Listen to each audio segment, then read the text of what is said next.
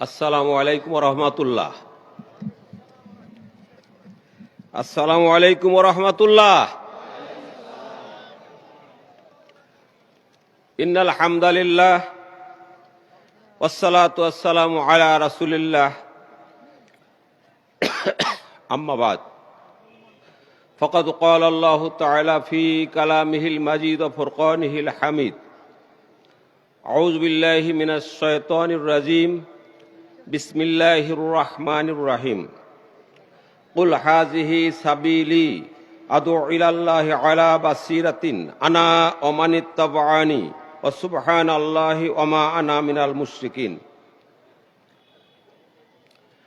আহলে হাদিস আন্দোলন বাংলাদেশ বৃহত্তর রাজশাহী কর্তৃক আয়োজিত আজকের এই মহাসম্মেলনের সম্মানিত সভাপতি, উপস্থিত প্রধান অতিথি, রাজশাহী বিশ্ববিদ্যালয়ের প্রবীণ প্রফেসর, ধর্ম সমাজ ও সাহিত্য বিষয়ক মাসিক পত্রিকা আত-তাহরিকের সম্পাদক মণ্ডলীর সভাপতি, বিশেষ করে আহলে হাদিস আন্দোলন উৎপত্তি ও ক্রমবিকাশ দক্ষিণ এশিয়ার প্রেক্ষিত সহ বিষয়ে পিএইচডি সম্মানে ভূষিত, দক্ষিণ এশিয়ার সম্মানিত সাহসী নির্ভীক সর্বস্তরের সংস্কারক, আমির আহলে হাদিস আন্দোলন বাংলাদেশ প্রফেসর ডক্টর আসাদুল্লাহ গালিব, উপস্থিত আহলে হাদিস আন্দোলনের মজলিসে আমেলা, মজলিসে শুরা, কেন্দ্রীয় কাউন্সিল সদস্য, কেন্দ্রীয় পরিষদ সদস্য, সাধারণ পরিষদ সদস্য সহ আহলে হাদিস আন্দোলনের সর্বস্তরের আমাদের কর্মী ভাইয়েরা, ওইখানে যবনিকার অন্তরালে শ্রবণরতা মা ও বোনেরা, আজকের এই সম্মেলন অত্যন্ত গুরুত্বপূর্ণ একটি সম্মেলন। রাজশাহী শহরের বুকে ঈদগাহ ময়দানে পবিত্র কোরআন ও সহিহ হাদিসের এই মর্মবাণী জনগণের কাছে পৌঁছে দেওয়া, এটা আহলে হাদিস আন্দোলনের একটা দায়িত্ব ছিল।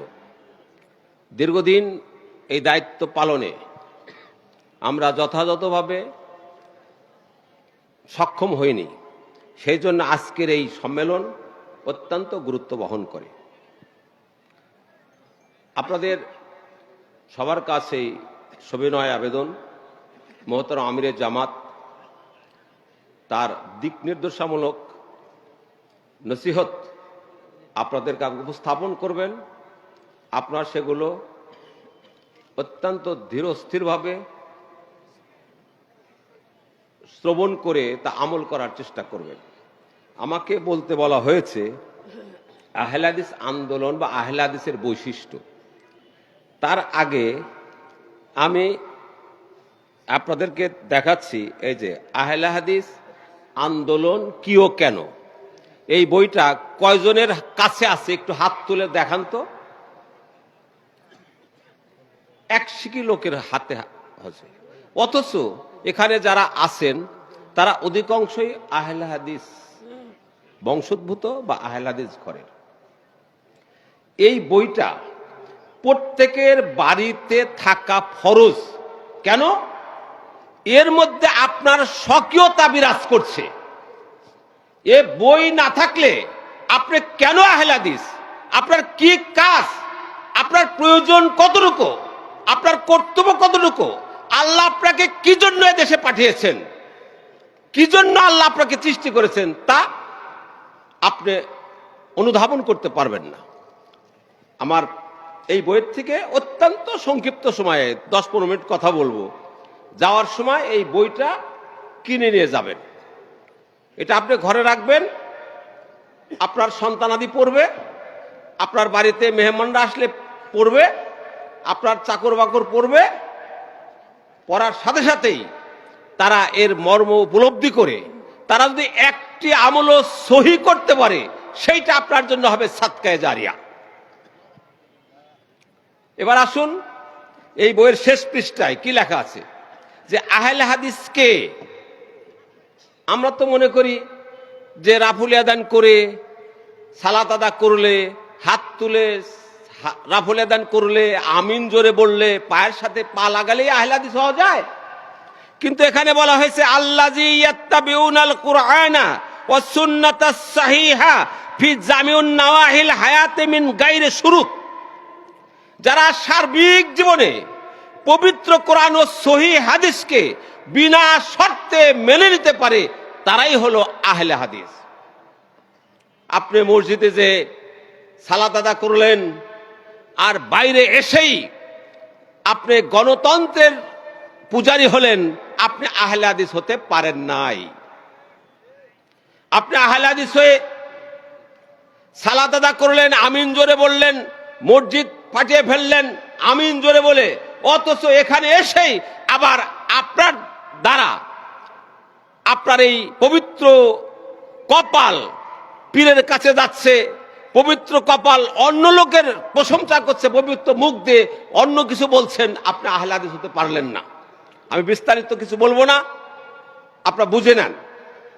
সার্বিক জীবনে আপনার পরিবার, পারিবারিক জীবনে, ব্যক্তি জীবনে, পারিবারিক জীবনে, সামাজিক জীবনে, রাষ্ট্রীয় জীবনে সব জায়গায় পবিত্র করানো সহিহ সুন্নাহ যদি আপনি যদি চলতে পারেন তো আপনাকে আহলুল হাদিস বলা হবে। আহলে হাদিস আন্দোলন কেন? ওই যে আহলে হাদিস আন্দোলন বৃহত্তর রাজশাহী কর্তৃক। তো আহলে হাদিস আন্দোলন কেন? প্রত্যেকটা কাজ তার সফলতা আসে, তার ফল আসে আন্দোলনের মাধ্যমে। আর তা তো হাতে নাতে দেখতেই পেলেন। সারা জীবনে শুনেছেন ক্ষমতার মালিক আল্লাহ, রাজত্বের মালিক আল্লাহ, যার হাত থেকে ইচ্ছা কেড়ে নেন, যার হাত থেকে ইচ্ছা যাকে ইচ্ছা দিয়ে দেন, রিজিকের মালিক আল্লাহ, সম্মানের মালিক আল্লাহ, শুনেছেন। কিন্তু বাস্তবে দেখেন নাই, এবার বাস্তবে দেখে নিলেন। এই যে আন্দোলন, এই জন্য বলছে হাযিহি হারকাতুন ইসলামিয়াতুন খালিসাতুম মিন জামানিস সাহাবাতে রাদিয়াল্লাহু আনহুম ইলা ইয়াউমিন হাযা আল্লাতী তাদউন নাসা ইলাল ইতিসামা বিল কিতাবি ওয়াস সুন্নাতিস সাহিহা। ইহা দুনিয়ার মানুষকে পবিত্র কোরআন ও সহিহ হাদিসের মর্মমূলে জমায়েত করার জন্য সেই সাহাবায়ে কেরামের যুগ হতে চলে আসা, বর্তমান পর্যন্ত চলে আসা ইসলামী সংগ্রামের নাম, ইসলামী আন্দোলনের নাম। এবং ইসলামী আন্দোলন এটা, এই জন্যই এই আহলে হাদিস আমাদের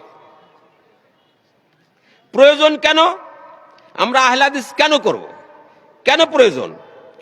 নিজেদের রচিত মাযহাব, মতবাদ, 4 মাযহাব 4 ফরজ ইত্যাদি ইত্যাদি আমাদের মাদানীরা বা অন্যান্য বক্তারা ঠিক মতো বলে যান, আমি অত ব্যাখ্যায় যাচ্ছি না। নিজেদের মানুষরা তাদের ভালোর জন্য নিজেরা যে অসংখ্য মতবাদ সৃষ্টি করেছে, গণতন্ত্র, সমাজতন্ত্র ইত্যাদি ইত্যাদি, আবার মাযহাব তৈরি করেছে এবং তরিকা তৈরি করেছে। 2,88,000 পীর তার 88,000 তরিকা তৈরি করেছে। এই তরিকার মধ্যে যে মানুষগুলো আবিষ্কৃত থেকে নিজেদের ধ্বংস নিজেরা টেনে আনছে, জাহান্নামের দিকে চলে যাচ্ছে, সেই পথ থেকে মানুষকে ফিরে এনে রাসূল প্রদর্শিত, আল্লাহ প্রদত্ত, রাসূল প্রদর্শিত পবিত্র কোরআন ও সহিহ হাদিসের দিকে আহ্বান করার জন্যই আমাদের এই প্রচেষ্টা। এই আহলে হাদিসদের চিনবেন কি করে, এর বৈশিষ্ট্য কি? খুবই সংক্ষিপ্ত সময়ে কথা বলতে হচ্ছে। আহলে হাদিসদের 1 নম্বর বৈশিষ্ট্য হলো এরা প্রথমেই এরা মনে করে প্রত্যেকটা মানুষ এক আদমের সন্তান। সে হিন্দু হোক, মুসলিম হোক, বৌদ্ধ হোক, খ্রিস্টান হোক, যে যাই হোক না কেন, তারা আদমের সন্তান। সুতরাং আমাদের মধ্যে কোন রকমের মানবীয় দুষ্কর্ম থাকবে না। আমরা সর্বতোভাবে আহলে হাদিসরা সার্বিকভাবে প্রত্যেকটা জাতির উপরে মানবতা দেখিয়ে যান। তারা তাদের সাথে সুহৃদ সম্পর্ক বজায় রাখেন, তারা তাদেরকে ঘৃণা করেন না, কিন্তু তাদের ইজম তরিকাগুলো পবিত্র কোরআন ও সহিহ হাদিসের মর্মমূলে সাজানোর জন্য চেষ্টা করেন।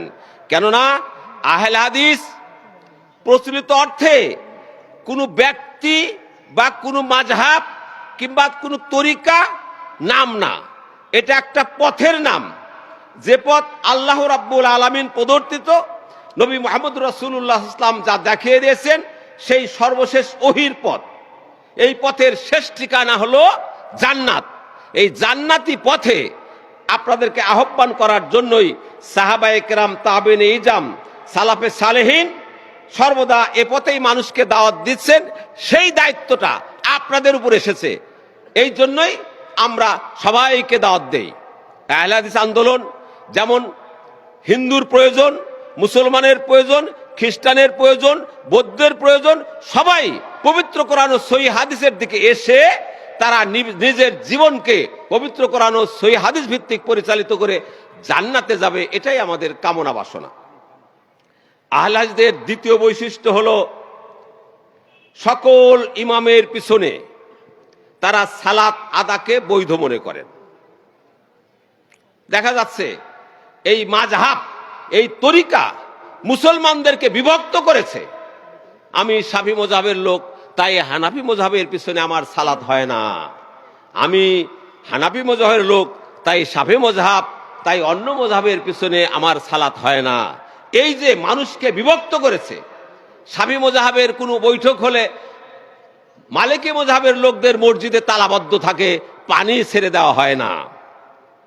এই যে মানুষের ইবাদতের ক্ষেত্রে ভিন্নতা সৃষ্টি করে মানুষকে বৈষম্য সৃষ্টি করেছে, আহলে হাদিস আন্দোলনের বৈশিষ্ট্য হলো তা না। সালাতে রক্ত হয়ে যাবে, যে সালাত আদা করতেছে সঙ্গে সঙ্গে তার পিছনে সালাত আদা করতে হবে। কেননা আল্লাহ রাব্বুল আলামিন বলছেন, আকিমুস সালাহ ওয়া আতুজ যাকাহ ওয়ারকাউ মা'আর রাকিন। তুমি সালাত আদা করো, যাকাত প্রদান করো, আর রুকুকারীদের সাথেই রুকু করো। হযরত আবু হুরায়রা রাদিয়াল্লাহু তাআলা আনহু থেকে বর্ণিত, তিনি বলেন, আসসালাতু ওয়াজিবাতুন আলাইকুম খালফা কুল্লি মুসলিমিন বিররান কানা আও ফাজিরান ওয়া ইন আমিলাল কাবায়ের। তুমি সালাত আদা করো, অর্থাৎ সালাত তোমার উপরে ওয়াজিব প্রত্যেকটা মুসলমানের, সে ফাজের হোক বা ভালো হোক। যখনই দেখলেন সালাতে রক্ত হয়ে গেছে, আমার সামনে যে ইমামতি করছে ওই লোকটা অত ভালো না, আর আমি খুব পরহেজগার আল্লাহওয়ালা লোক, কিন্তু ও যারা জামাতে দাঁড়িয়ে গেছে, আমি সেই জায়গায় যে ওদের জামাতে সামিল না হয়ে একা একা দাঁড়িয়ে সালাত আদা করলাম, এটা চলবে না। কি করতে হবে?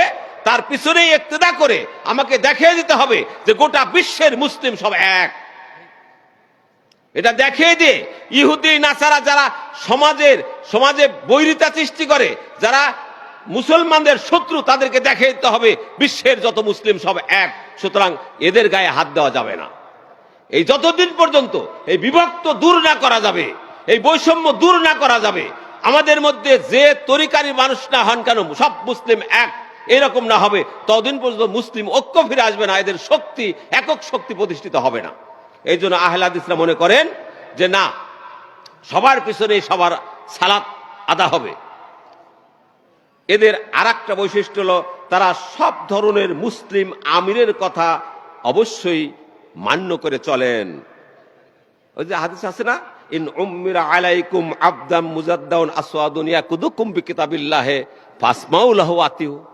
তোমাদের মধ্যে যিনি আমির থাকবেন, সে আমির কালো হোক, কদাকার হোক, তিনি যদি কিতাব ও সুন্নাহ অনুযায়ী তোমাদের পরিচালনা করে, তবে তার কথা মান্য করো এবং শোনো। আমির দুই প্রকার, আমিরে খাসসা, আমিরে আম্মা। এই আমিরে খাসসা হলো এলাকা ভিত্তিক আমির, আর আম্মা হলো রাষ্ট্রীয় আমির। যখন রাষ্ট্রীয় আমির নির্বাচিত হয়ে যাবে, তখন আরেকজন আমির, রাষ্ট্রীয় আমির তৈরি করা যাবে না। ওই আমির যতদিন কিতাব ও সুন্নাহ অনুযায়ী চলবে, ততদিন তার ইতাআত করে চলতে হবে। এ বিষয়ে মুহতারাম আমিরে জামাতের আহলে হাদিস আন্দোলন উৎপত্তি ও ক্রমবিকাশ দক্ষিণ এশিয়ার প্রেক্ষিত যে আমাদের গবেষণা আমির জামাতের থিসিস বইটা অবশ্যই কিনে নিয়ে যাবেন। দেখেন এখানে আছে, প্রত্যেকটা মুসলিমের ঘরে এই বইটা থাকলে আপনি বুঝতে পারবেন যে আহলে হাদিস কোত্থেকে আসলো, কোথার থেকে কি হলো, সবগুলো পরিষ্কার বর্ণনা করা আছে এই থিসিসের মধ্যে, সব লেখা আছে, আপনারা এটা পড়বেন। আহলে হাদিস আন্দোলনের আর একটি বৈশিষ্ট্য হলো, শত্রু কর্তৃক দেশ আক্রান্ত হলে তারা সব ধরনের রাষ্ট্রপ্রধানের অধীনে থেকে দেশ রক্ষার্থে, রাষ্ট্রপ্রধানের হুকুমে দেশ রক্ষার্থে যুদ্ধে ঝাঁপিয়ে পড়বে। এদেশের 1 ইঞ্চি মাটি, এই বাংলাদেশের মুসলিমদের, এদেশের 1 ইঞ্চি মাটি বাংলাদেশের, এই দেশের মাটি কেউ যেন কোনোদিন দখল করতে না পারে। রাষ্ট্রের অধীনে থেকে তারা যুদ্ধ পরিচালনা করবে, তারা যুদ্ধের শরিক হবে। কেননা নবী মুহাম্মদ রাসূলুল্লাহ সাল্লাল্লাহু আলাইহি ওয়াসাল্লাম বলছেন, এবং আল্লাহও নিজে বলছে, তোমরা যদি নিজেদের রক্ষার্থে যুদ্ধে ঝাঁপে না পড়ো, ইল্লা তানফিরু ইউআযিবুকুম আযাবান আলিমা ওয়া ইস্তাবদিল কাওমান গায়রাকুম ওয়ালা তাজুরুহু শাইআ। শোনো, তোমাদের দেশ যদি আক্রান্ত হয়, তোমাদের উপরে অন্য লোকেরা যদি আক্রমণ করে, তবে তোমরা যদি তখন বের না হও, যুদ্ধের শরিক না হও, তাহলে আল্লাহ তোমাদের উপরে আযাব নাজিল করবেন এবং তোমাদের পরিবর্তে ওই দেশে, ওই জায়গাতে অন্য একদল কওমকে উপস্থাপন করবে। তোমরা তাদের কোনোই ক্ষতি করতে পারবে না, তারা তোমাদের যতই অত্যাচার করুক না কেন। সেই জন্য আহলে হাদিসরাই একমাত্র দেশের দেশ রক্ষার্থে, স্বাধীনতার রক্ষার্থে এরাই আগে রক্ত দিতে প্রস্তুত আছে। আপনাদের জানা বোঝার ভুল আছে যে আহলে হাদিসরা জঙ্গি, এটা আপনাদের ভুল ছিল সিদ্ধান্ত। দেশের গোয়েন্দা সংস্থা, দেশের অন্যান্য সিআইডি, ডিএসবি, তাদের ভুল ছিল সিদ্ধান্ত। ভুলটা অপনোদন হয়ে গেছে, আলহামদুলিল্লাহ। আমাদের বই বের হয়ে গেছে, মোহতারাম আমিরে জামাতের লেখনী বের হয়ে গেছে, এগুলো আপনারা পড়বেন, এগুলো আপনারা জানবেন এবং বুঝে নেবেন যে আহলে হাদিসরাই সবচেয়ে বড় দেশপ্রেমিক। আমি সংক্ষিপ্ত কথা বলছি।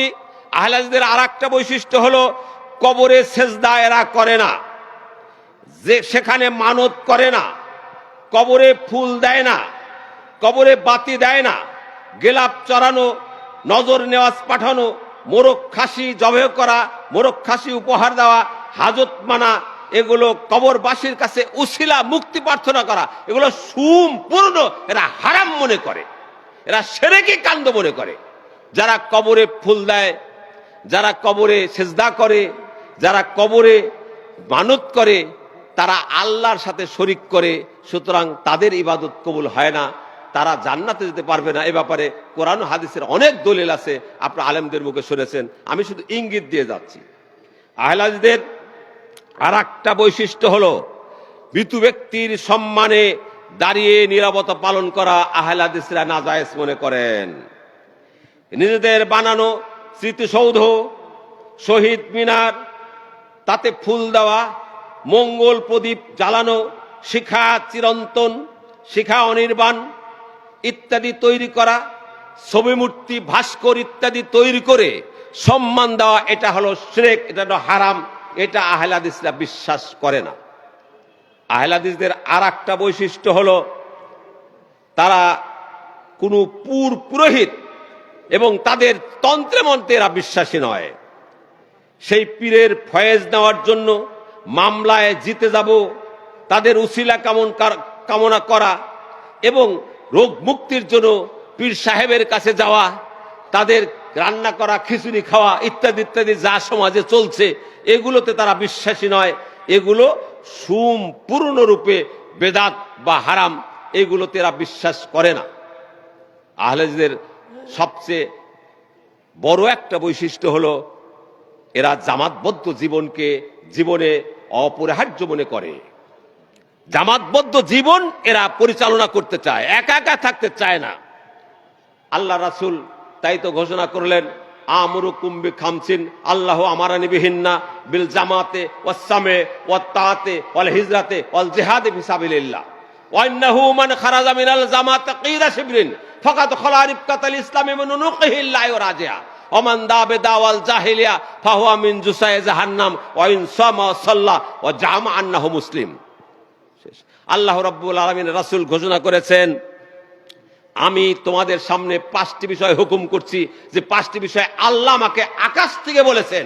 1 নম্বর হলো বিল জামাত, জামাতবদ্ধ জীবন যাপন করো, জামাতের আমিরের কথা শোনো, তার কথা মান্য করো, তোমরা হিজরত করো এবং দিন ইসলামকে প্রতিষ্ঠিত করার জন্য সার্বিকভাবে প্রচেষ্টা চালিয়ে যাও। যারা জামাত থেকে বের হয়ে গেল, 1 বিঘত পরিমাণ তাদের স্কন্ধ থেকে ইসলামের রুজ্জু ছিন্ন হয়ে গেল, যতক্ষণ না পর্যন্ত জামাতে ফিরে না আসে।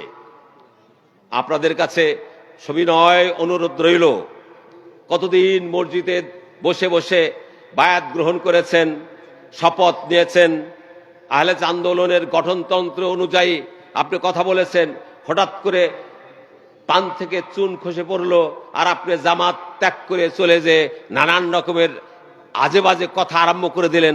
হাসরের ময়দানে আপনাকে জবাব দিতে হবে, ইন্নাল আহদা কানা মাসউলা, তুমি যে ওয়াদা করেছিলে সেই ওয়াদা সম্পর্কে আল্লাহর কাছে তোমাকে কৈফিয়ত দিতে হবে।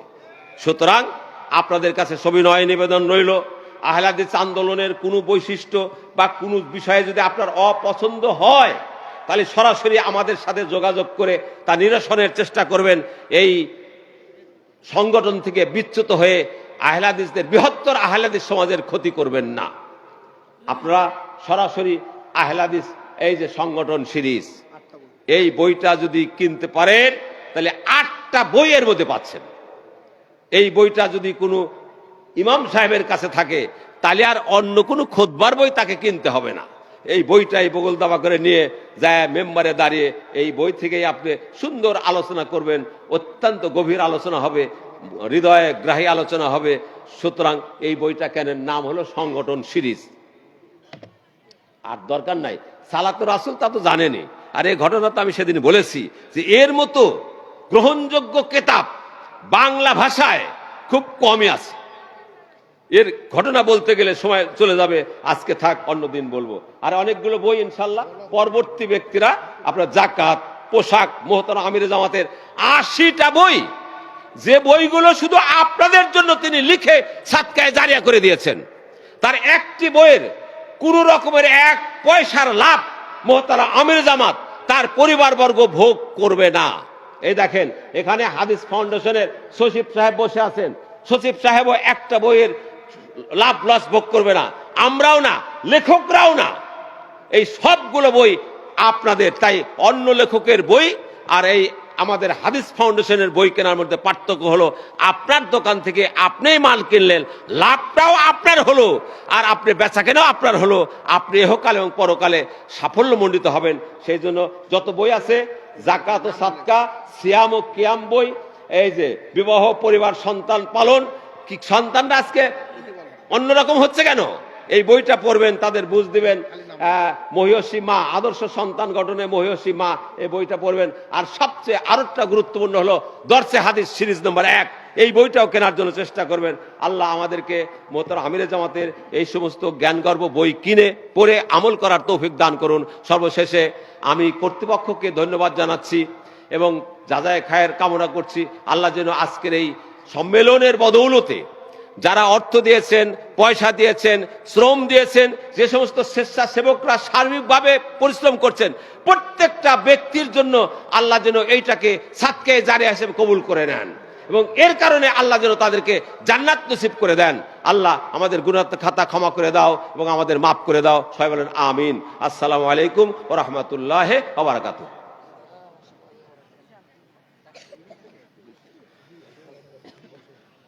আলহামদুলিল্লাহ, জাযাকুমুল্লাহ খায়রান জাযা। আলোচনা পেশ করছিলেন আহলে হাদিস আন্দোলন বাংলাদেশের কেন্দ্রীয় সাধারণ সম্পাদক জনাব মাওলানা নুরুল ইসলাম স্যার। স্যারকে তার মূল্যবান বক্তব্য দেওয়ার জন্য আন্তরিকভাবে ধন্যবাদ জ্ঞাপন করছি। এ পর্যায়ে আপনাদের সামনে আলোচনা নিয়ে আসছেন আহলে হাদিস আন্দোলন বাংলাদেশের কেন্দ্রীয় প্রচার সম্পাদক এবং ধর্ম সাহিত্য গবেষণা বিষয়ক পত্রিকা মাসিক আত-তাহারিকের সম্মানিত সম্পাদক ডক্টর মোহাম্মদ সাখাওয়াত হোসাইন। মুহতারামকে তার গুরুত্বপূর্ণ আলোচনা পেশের জন্য সবিনয় অনুরোধ করছি।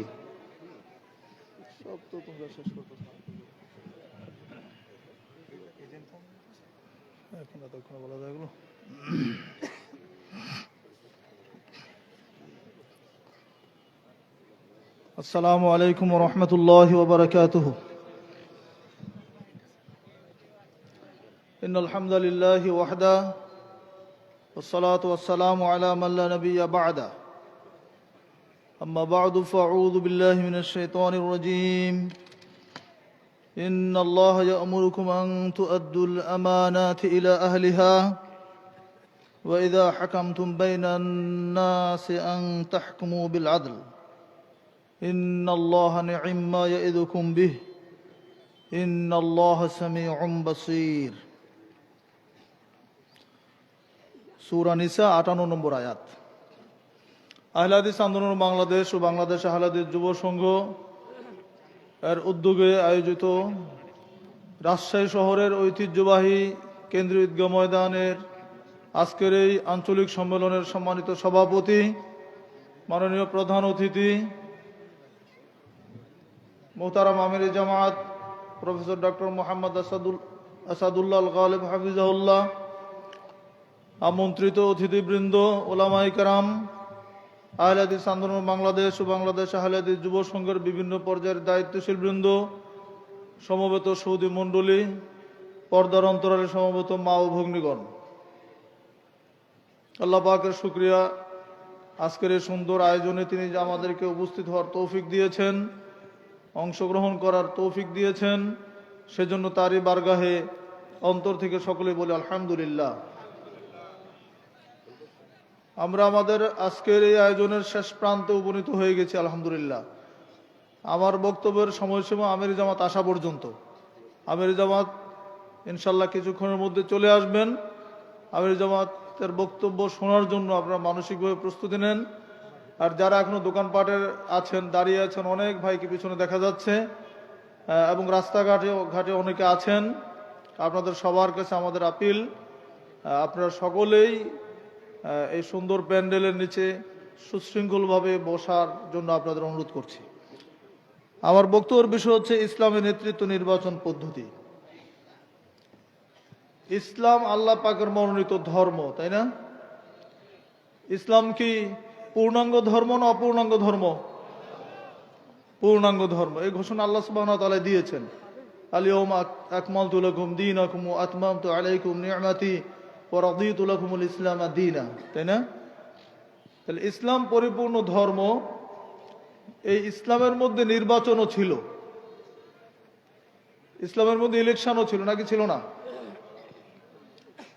তো ইসলামের নির্বাচন পদ্ধতি আর এখন যে বর্তমান নির্বাচন পদ্ধতি, যেটা গণতান্ত্রিক পদ্ধতি, ভোটাভুটি, প্রার্থী হওয়া, ভোট মানুষের কাছে চাওয়া, ভোট ক্রয় করা, টাকা দিয়ে হায়ার করা মানুষকে ভোট কেন্দ্রে নিয়ে যাওয়া, ভোট কিনে ক্ষমতায় যাওয়া, এই সমস্ত পদ্ধতি কি ইসলামে আছে মনে হচ্ছে আপনাদের কাছে? তাহলে ইসলামিক নেতৃত্ব নির্বাচনের পদ্ধতিটা কি, এটা আমাদের জানা প্রয়োজন। আমরা যেহেতু মুসলিম, আমরা তো ইসলামের কথাই বলবো নাকি অন্য কথা বলবো? কারণ মুসলিমদের কাজই হচ্ছে ইসলামের কথা বলা। আঞ্চলিক ভাষায় বলে ঢেকি স্বর্গে গেল বাড়াবান, একটা কথা আছে না? মুসলমান যেহেতু আমরা যদি ইসলামী আন্দোলন করি, তা আমাদেরকেও তো ইসলামের কথাই বলতে হবে। আমরা যদি আমাদের এত সুন্দর একটা ধর্ম, যেটা আল্লাহ কর্তৃক ঘোষিত স্বয়ং সম্পূর্ণ দিন, এই দিনটাকে বাদ দিয়ে যদি অন্য কোনো দিন তালাশ করি, এটা কবুল হবে আল্লাহর কাছে? এই ঘোষণাও কিন্তু আল্লাহ সুবহানাহু ওয়া তাআলা দিয়েছেন। কি বলছেন? আমা ইয়াবতাগি গায়রাল ইসলাম দীনা ফালা ইউকবালা মিনহু। কেউ যদি ইসলাম বাদ দিয়ে অন্য কোনো ধর্ম তালাশ করে, তাহলে সেটা আল্লাহর কাছে কবুল হবে না। সুস্পষ্ট ঘোষণা। ইসলামের নেতৃত্ব নির্বাচন থাকতে আমরা যদি নিজেরা একটা তৈরি করে এটার জন্য আমরা দিন রাতের যত সাধনা করি, পরিশ্রম করি, এটা কি ইসলামের পক্ষের কাজ হলো? আমাদের উচিত ইসলামের যে সিস্টেম আছে এইটা বাস্তবায়ন করার জন্য চেষ্টা চালানো। এটা কোন দিন হবে, কখন হবে, কার মাধ্যমে হবে, এটা বিচার্য বিষয় নয়। এই যে 5ই আগস্ট অভ্যুত্থান হয়েছে, এটা কি তার আগে আপনারা জানতেন এই দিন এই হবে? যারা ক্ষমতায় ছিল, দীর্ঘ 15.5 বছর যারা স্বৈর শাসন চালিয়েছে, এদেশের মানুষকে যারা জিম্মি করে রেখেছিল, যারা আয়নাগরের প্রবক্তা, এদেশের মানুষকে যারা অন্যায়ভাবে মানে কি বলা যায় লোমহর্ষক নির্যাতন করেছে, বর্বরোচিত নির্যাতন করেছে, তারা কিন্তু কোনোদিন ভাবে নাই যে আমাদেরকে এইভাবে পালিয়ে যেতে হবে। তো এটা কে করেছে? আল্লাহ সুবহানাহু ওয়া তাআলা করেন নাই?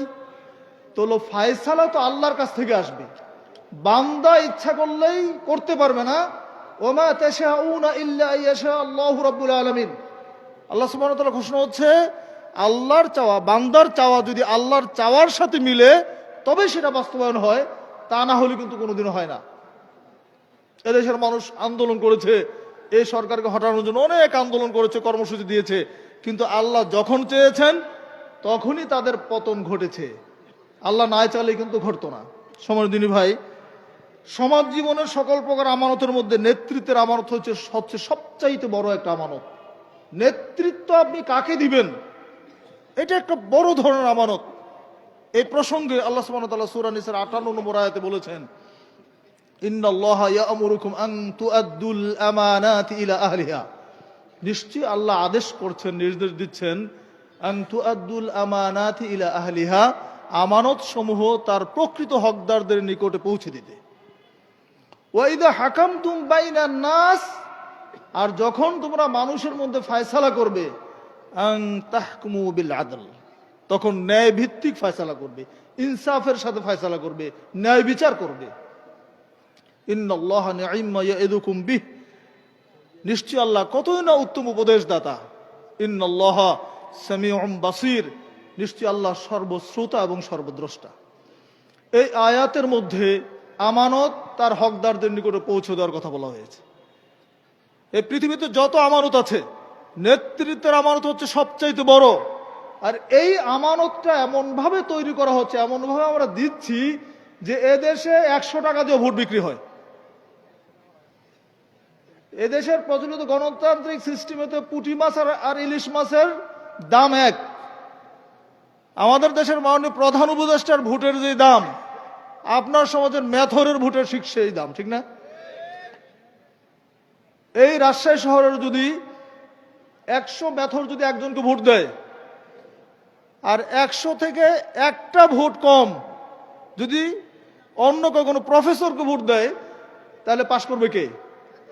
মেথরের যে নেতা, সে কিন্তু পাশ করবে, সে কিন্তু পার্লামেন্টে যাবে, যাবে না?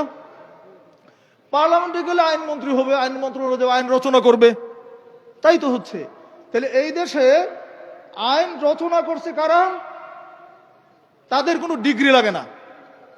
যারা আইন প্রণেতা, এই প্রচলিত মানে সিস্টেম অফ ইলেকশন যেটা গণতান্ত্রিক পদ্ধতিতে, আইন প্রণেতাদের কোনো ডিগ্রির প্রয়োজন নেই, তাদের কোনো সার্টিফিকেট লাগে না। কিন্তু যারা সেই আইনটা বাস্তবায়ন করবেন, তাদের জন্য কিন্তু অনেক বড় বড় ডিগ্রি অর্জন করতে হয়, তাই না? তাদেরকে এলএলবি পড়তে হয়, এলএলএম পাস করতে হয়, তারপরে বিসিএস পরীক্ষা দিতে হয়, তাদেরকে জজ হওয়ার জন্য কত পরিশ্রম করতে হয়। তারপরে বিচারকের আসনে বসে তারা আইন বাস্তবায়ন করেন। দুর্ভাগ্য, আইন প্রণেতারা হচ্ছেন মূর্খ, আর আইন বাস্তবায়নকারীরা হচ্ছে দেশের সমাজের সর্বোচ্চ শিক্ষিত মানুষ। এই হচ্ছে আমাদের গণতান্ত্রিক অবস্থা। নেতৃত্ব নির্বাচনটা কি? নেতৃত্ব নির্বাচন করার জন্য ইসলামে নেতৃত্ব নির্বাচনের জন্য 4টি মৌলিক শর্ত মনে রাখতে হবে। 4টি মৌলিক শর্ত মনে রাখতে হবে। 4টি শর্তের অধীনে ইসলামে নেতৃত্ব নির্বাচন হবে। 1 নম্বর শর্ত হচ্ছে, নেতৃত্ব চেয়ে নেওয়া যাবে না। আপনি বলবেন না যে ভাই আমাকে এমপি বানান, আমাকে মন্ত্রী বানান, আমাকে এলাকার সভাপতি বানান, আমাকে মসজিদ কমিটির সভাপতি বানান। যে কোনো স্তরের নেতৃত্ব হোক, আপনি সমাজের নেতৃত্ব চান, তো সেখানেও তো আপনাকে জনগণ বলবে যে লোকটা ভালো মানুষ, ইনসাফ ভিত্তিক মানুষ, ন্যায় বিচার করে, এই লোকটা মিথ্যা কথা বলে না, মানুষকে ঠকায় না, চুরি করে না, ডাকাতি করে না, মিথ্যা কথা বলে না। এটা তো সমাজের মানুষ জানে। এখন আপনি যদি ক্যাম্পেইন করেন যে আমাকে সভাপতি বানাইতে হবে, এর পিছনে টাকা পয়সা খরচ করা শুরু করে দিলেন। ইসলাম হারাম করে দিয়েছে, নিষেধ।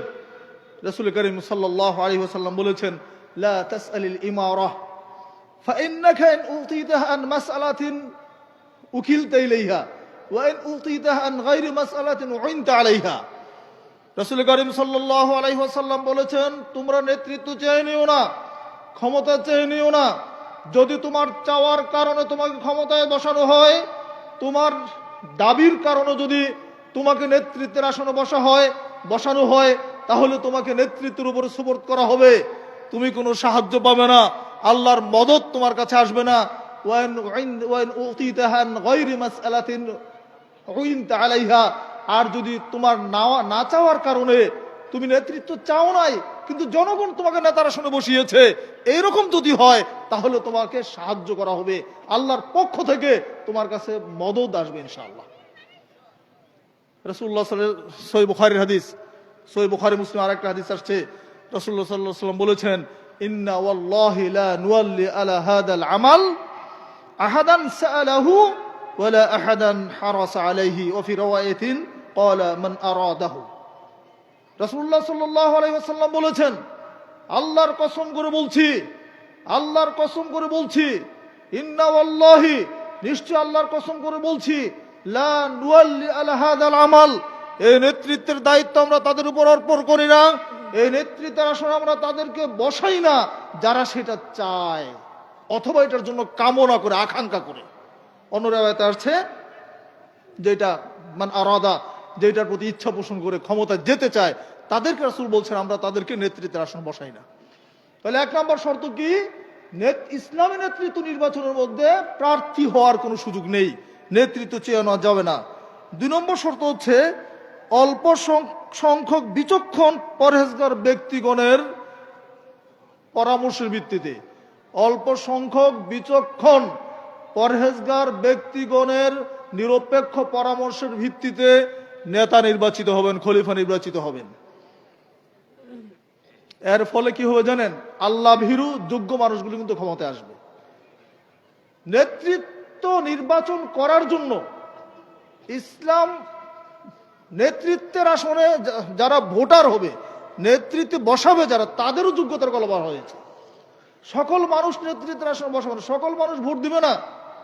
ইসলামের ইতিহাসের, ইসলামের সোনালী যুগের 30 বছরের খেলাফত আমলের ইতিহাস আমরা জানি। সেখানে আবু বকর সিদ্দিক রাদিয়াল্লাহু আনহু, ওমর ফারুক রাদিয়াল্লাহু আনহু, ওসমান এবং আলী রাদিয়াল্লাহু আনহু, তারা কিভাবে নেতৃত্বে এসেছিলেন? 4 ধরনের পদ্ধতিতে নেতৃত্ব আসে, ওসিয়ত ভিত্তিক, তারপরে পরামর্শ ভিত্তিক, রাজতান্ত্রিক, গণতান্ত্রিক। এর মধ্যে প্রথম দুইটা ঠিক, কিন্তু পরের দুইটা হচ্ছে ভুল। রাজতন্ত্র ইসলাম সমর্থন করে না, গণতন্ত্র করে না। ওসিয়ত ভিত্তিক, যেমন আবু বকর সিদ্দিক রাদিয়াল্লাহু আনহুকে রাসূলুল্লাহ সাল্লাল্লাহু আলাইহি ওয়াসাল্লাম মৃত্যুর সময় আবু বকর সিদ্দিক রাদিয়াল্লাহু আনহুর জন্য ওসিয়ত করে গেলেন। আবু বকর সিদ্দিক রাদিয়াল্লাহু আনহু ওমর ফারুক রাদিয়াল্লাহু আনহুর জন্য ওসিয়ত করে গেলেন। আর ওমর ফারুক রাদিয়াল্লাহু আনহু তিনি কারো নাম বললেন না, তিনি 6 জনের একটা খলিফা প্যানেল তৈরি করে গেলেন। সমাজের জ্ঞানী গুণী মানুষ যারা, মানে সাহাবীদের মধ্যে যারা জলিলুল কদর সাহাবী, যে 6 জনের মধ্যে ছিলেন ওসমান রাদিয়াল্লাহু আনহু, আলী রাদিয়াল্লাহু আনহু, ছিলেন আব্দুর রহমান ইবনে আউফ রাদিয়াল্লাহু আনহু, ছিলেন তলহা রাদিয়াল্লাহু আনহু, ছিলেন সাদ বিন আবি ওয়াক্কাস রাদিয়াল্লাহু আনহু। এই 6 জনের একটা প্যানেল তৈরি করে গেলেন। এই 6 জন 3 দিনের অক্লান্ত পরিশ্রম করে সমাজের জ্ঞানীগুণী মানুষের কাছে আলাপ পরামর্শ করে তাদের মতামত নিয়ে তখন ওসমান রাদিয়াল্লাহু আনহুকে খলিফার আসনে বসালেন। ওসমান রাদিয়াল্লাহু আনহু কিন্তু খলিফায় যাওয়ার জন্য চান নাই, তিনি খলিফা হতে চান নাই। আলী রাদিয়াল্লাহু আনহু খলিফা হতে চান নাই। প্রত্যেকে খেলাফত থেকে দূরে থাকতে চেয়েছেন, কিন্তু আল্লাহর পক্ষ থেকে যখন সিদ্ধান্ত আসছে তখন তারা সেটা মেনে নিয়েছেন।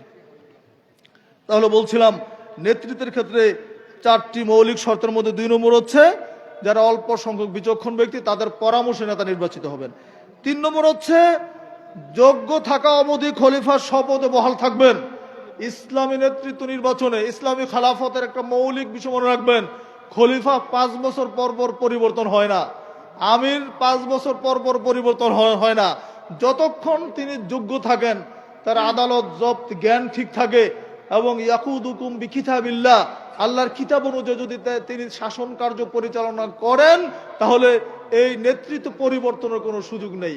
আচ্ছা বলুন তো, যদি 5 বছর পর পর ইলেকশন না হয়, এদেশের মানুষ কি ভোটের জন্য পাগল হবে? ক্ষমতার জন্য কি এইভাবে পাগলামি করবে? করবে না, কারণ জানে তো খলিফা আছেন এবং তিনি ন্যায় বিচার করছেন, সুশাসন প্রতিষ্ঠা করছেন, এখানে পরিবর্তন তার দরকার নাই। ইসলামী খেলাফত এটা বলছে।